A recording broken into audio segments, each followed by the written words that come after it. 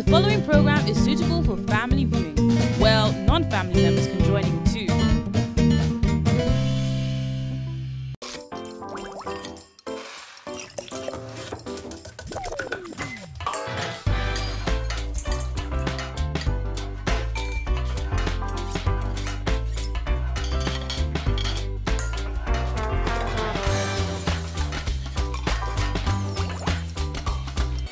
Hello and welcome to another fantastic episode of Taste Buds.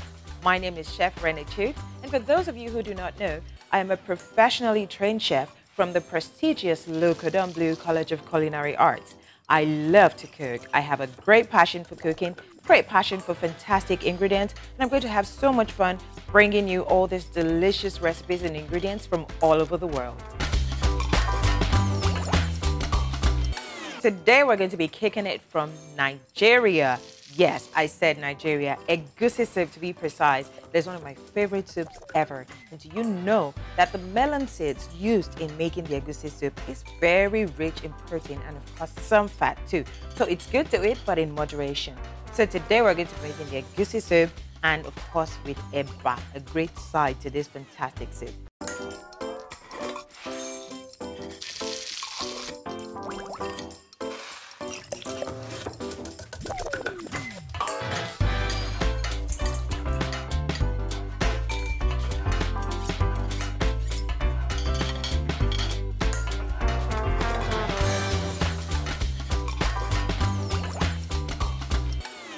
Wow, soup today we have, of course, ingredients.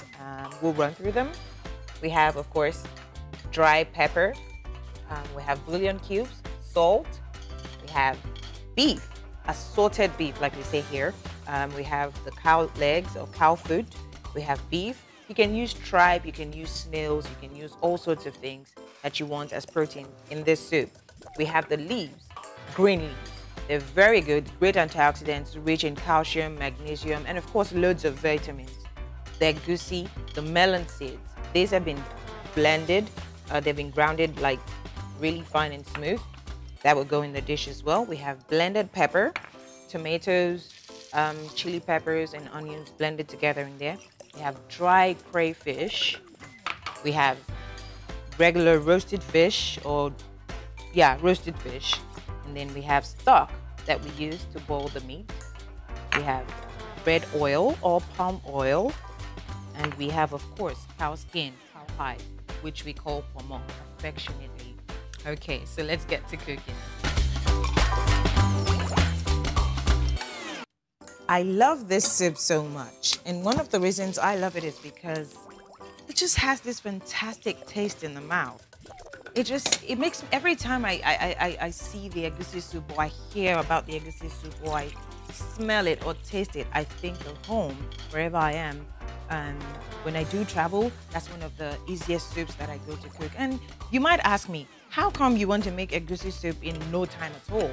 The secret to making egusi soup in about 30 minutes or less is making sure that your meat is boiled beforehand and put in your freezer. Once you have this done, everything else is simple from there on, as you'll see as we go on. So I'm going to put my palm oil in here and sort of blanch it just a little bit. Okay. I've put the water in here for the eba. That is going to go on smoothly. By the end of the soup, we should have that ready. In here, I'm going to add my pepper. Now, there's different variations of egusi. Some people will cook the egusi with lumps in them. This is a typical Yoruba way to cook it. And of course, some people will just make it into a paste. This is a typical Igbo way to cook it. And then another way to cook it is just straight up Egusi Ijebu, as the name implies. This is from the Ijebu people of Nigeria. And I like this as well too, because that is the one where you cook and you exempt the leaves. So, but today, I'm giving you the full-on Igbo version, the way that I know it, just because I'm married to a fantastic Igbo man. Okay. So we'll just leave that to fry in there for a little bit. While that is going on, I'm going to take the melon seeds and I'm going to make them into a paste.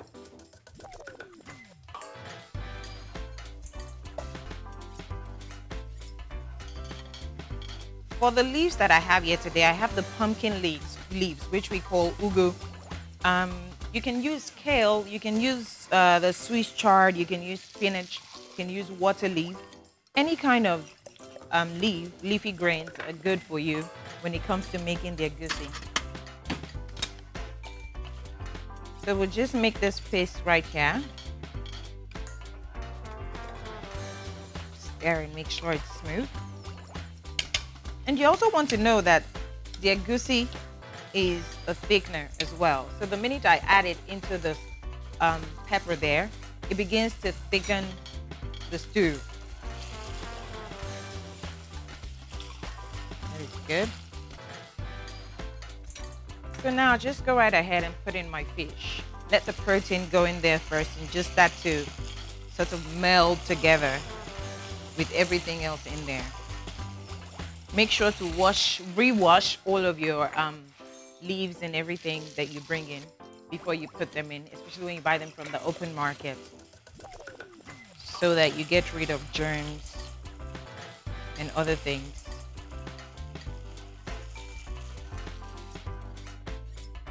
Now, just give that a stir.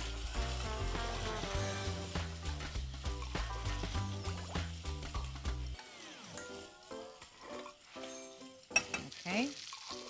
And to go in next is assorted meat.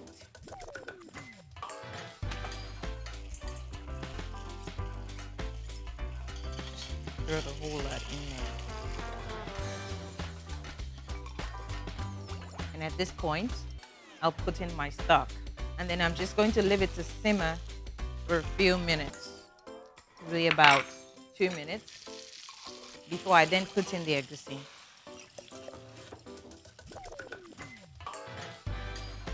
At this stage, if you do not have enough water in there, you can put in, if you do not have enough stock in there, you can put in some water. Or you can wait till after you put in your egusi to put in the water so that you don't have too much water in your soup at the end of the day. And that's also something. I hear that this egusi is eaten in some other parts of Africa. And while we like to call it the egusi soup, they will call it the egusi stew. So, again, it is how you like to, every recipe is taken and then you add your own spin to it. Whichever culture, whichever country, wherever you come from, you can take whatever recipe you can find and add a very good spin to it. Something that's altogether acceptable to the people who originally owned the recipe. So we're just going to let this simmer in for a little bit, and I'm just going to take these and just spread them up to the side here.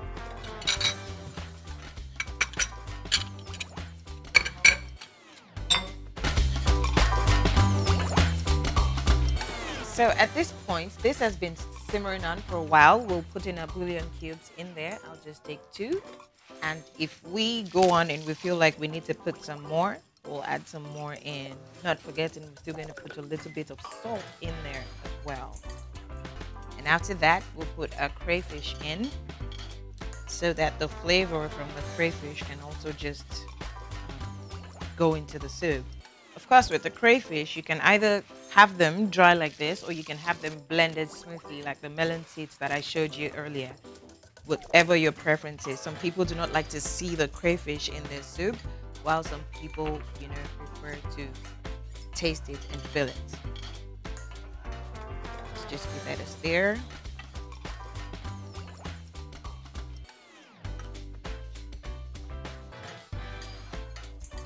It's already looking and smelling yummy. Okay, that's about simmer down a little bit. At this point, we're going to put in the egusi.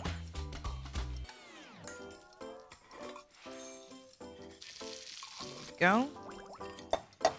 Just give it another good stir to incorporate the egusi or the melon paste into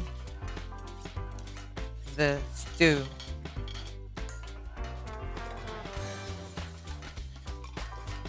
And this is a very easy way for you to remember how to cook your egusi. Just make a basic stew at first with palm oil before you then incorporate the paste of melon seeds into it. And At this point, it depends on how red you want your egusi soup. If you want it a lot redder than this, you can put a little bit more oil. I like it a little bit more red. I'm just gonna a little bit more oil in there. If you don't, you can just stop at that point. Okay, give it another good stir. And look at how it's beginning to thicken up. Just like I told you it would. Okay. I'm gonna put in some water in there. Just to loosen up the thickness a little bit. And we'll cover that again. Let it simmer on.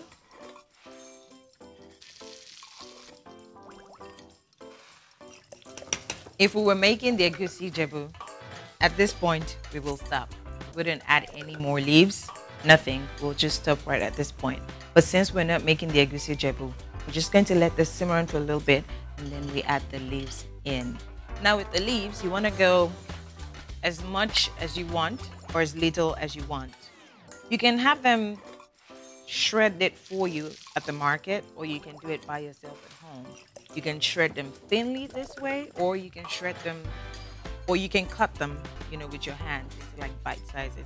It all depends. When it comes to cooking, I can only give you a guide, and you can go ahead and make it yours.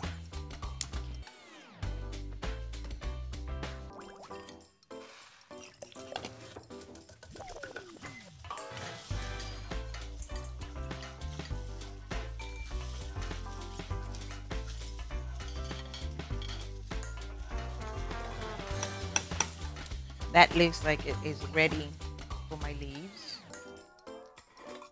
So, just going to slowly incorporate the leaves in there.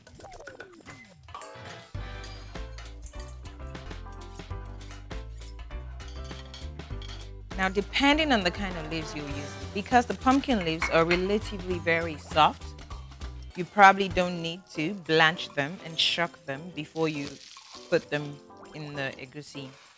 But with some other leaves like kale, if I was using kale for this recipe, I would blanch them in hot water and then take them out almost immediately and put them in cold water, ice cold water, to shuck it, and that leaves the color, maintains the color. So when you look at egusi soup or any other kind of vegetable and you see the leaves are turning dark, that wouldn't happen with vegetables that you have shucked and blanched. They maintain their vibrant green color. So I'm just gonna keep adding this until I'm very okay with the consistency that I have.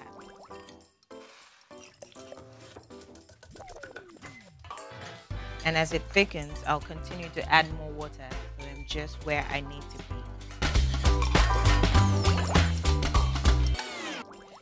Wow, my water looks like it is just boiling and ready to take the gari. For some of you, at this point, you take your water off the heat and then you proceed to make your. I like to cook it on the stove. It gives it this like consistency that I find very, very nice. And as you do that, just begin to. And when you use the yellow gari, you can be guaranteed of no lumps whatsoever. I have a saying that Ijebu gari is meant for drinking and yellow gari is meant for eating. So if you put your Ijebu gari in hot water, you'll have lumps. If you put your yellow gari in hot water, you won't have any lumps, but sweet, delicious Eba to eat with your egusi soup. Look at how easy that comes together. How very easy. And it begins to have the consistency of pounded yam. This is why I like it. Yes, this is my own little secret of how I make delicious Eba. It begins to come together like pounded yam, which I love also. Okay, and that's it. We're ready with that one because the water was still boiling. So that just looks so yummy. Oh my God, I can't wait. I cannot wait. dig into that. Just keep that warm over there while we check on the soup. Look at that.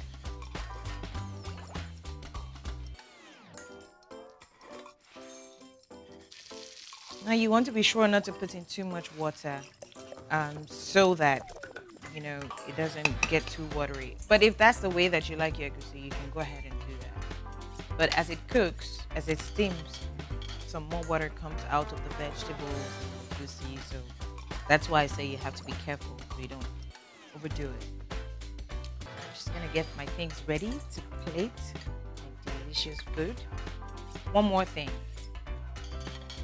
When it gets to this point, depending on how much chili peppers you blended together for your first stew, you can then proceed to add some more chili pepper if you like the heat. If you do not like the heat, then you can just forego it. But if you like the heat, a little bit of chili pepper wouldn't hurt anybody.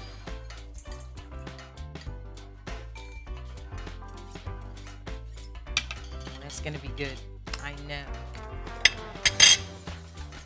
Give that another stir. Okay. There we go. That looks so good already. I'm gonna just get my plates together and then we'll be ready to plate and eat.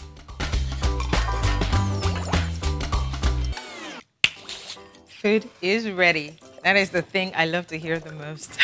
Food is ready. Do you know, I was telling you about the Ijebu version of this soup. And I was saying to you that, you know, they don't use the vegetable. Another thing I didn't mention to you is that they like it very, very watery. Like it's so thin. It runs down your elbows and you have to like, you know. And it's really delicious. You don't want to not do it. So if you have to eat that kind of soup in public, I feel bad for you. Okay, I can't wait to dig into my delicious plate of eba and egusi soup. Yum, yum, yum. And this is another thing that is totally Igbo. They eat from separate plates, while the Yoruba people would like to eat in the same plate. They don't mind, but an Igbo man is eba has to be separate, and the soup has to be separate. So here I go with this. I'm going to take a little bit of everything. A little bit of the cowhide, a little bit of the fish, a little bit of the beef, a little bit of the cow legs or cow feet, as you want. Just going to put them on the plate. Look at that. Look at the colors on that. Yummy, yummy.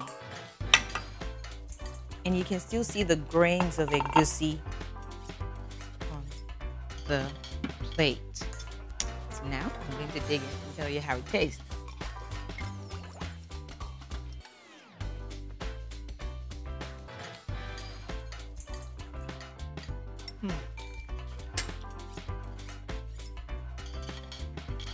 Hot, spicy.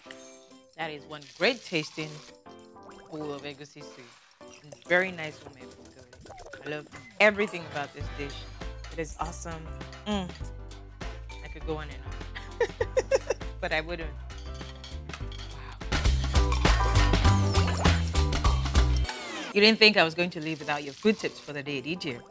Okay, now it is time for you to branch out beyond bright and dark green lettuce. Come on now, let's explore leaves like kale, mustard greens, broccoli, and Chinese cabbage. These are just a few of the options that we have, all packed with great nutrients: calcium, magnesium, iron, potassium, zinc, and vitamins A, C, E, and K. Look at that loaded one I just gave you right there. So why are you still eating just lettuce? Go ahead, be adventurous with your brains. My name is Chef Renee. It's been fantastic bringing you this amazing episode of this show. If you do want to be a part of this show, if you have any questions, suggestions, or you make any of these dishes, just find us on Facebook. It's www.facebook.com/R2TV.